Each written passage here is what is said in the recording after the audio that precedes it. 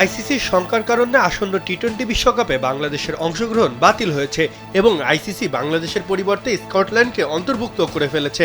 এই অনাকাঙ্ক্ষিত পরিস্থিতিতে স্থবির হয়ে পড়া ক্রিকেটে প্রাণ ফেরাতে এবং খেলোয়াড়দের আর্থিক ক্ষতি পোষাতেই বিশেষ এক ঘরোয়া টুর্নামেন্টের আয়োজন করার পরিকল্পনা করছে বিসিবি। যুব ও ক্রীড়া সচিব মাহবুবুল আলম জানান, সরকারের সাথে আলোচনা সাপেক্ষে আগামী 5 ফেব্রুয়ারি থেকে মিরপুর শেরেবাংলা স্টেডিয়ামে এই 3 দলের টি-20 আসর শুরু হতে পারে।